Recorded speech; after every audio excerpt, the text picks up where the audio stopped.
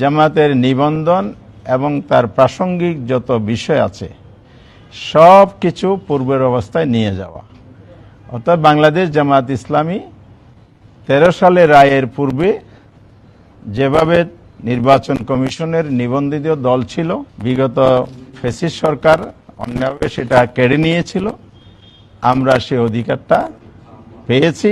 এই আদেশের মধ্য দিয়ে আদালত এখানে ন্যায় বিচারের পরিচয় দিয়েছে, আলহামদুলিল্লাহ। আমরা দলের পক্ষ থেকে আমরা 6 জন, আমি হামিদুর রহমান আজাদ, আমাদের assistant secretary general advocate Hasan Mahmud Zubair, প্রচার সেক্রেটারি অ্যাডভোকেট মতিউর রহমান আকন, আমাদের নির্বাহী পরিষদ সদস্য মোবারক হোসেন, কর্মকর্তা অ্যাডভোকেট জসিমউদ্দিন সরকার, এবং আমাদের যিনি এঙ্গেজ লয়ার ছিলেন এবং তিনি জামাত ইসলামের ঢাকা সিটির মজলিস শুরার মেম্বার অ্যাডভোকেট শিশির মনির, আমরা এই 6 জন এসেছিলাম।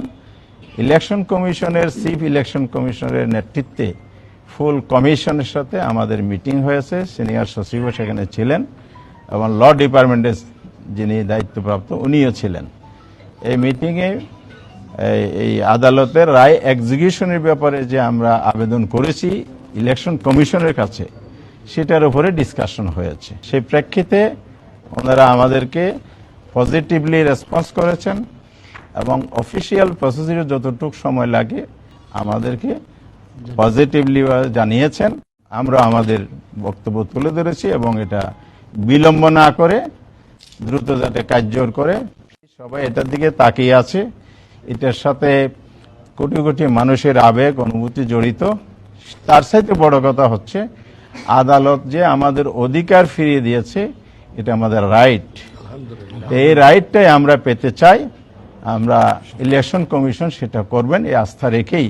আপনারা লক্ষ্য করেছেন আদেশের মধ্যে বলা হয়েছে পূর্বের অবস্থায় ফিরিয়ে নিয়ে যাওয়া। জামাত ইসলামী, যেমন আমি 8 সালে ইলেকশন করেছি, 9ম সংসদে ইলেক্টেড মেম্বার অফ পার্লামেন্ট ছিলাম, তা আমি তো দাঁড়িপাল্লা নিয়েই করেছি। তাহলে এই আদেশের আজ পর্যন্ত হাইকোর্ট যে অন্যায় আদেশটা দিয়েছিল, যে আদেশটা বাতিল হয়েছে সুপ্রিম কোর্টে, সেখানে তো প্রতীক সহই ছিল।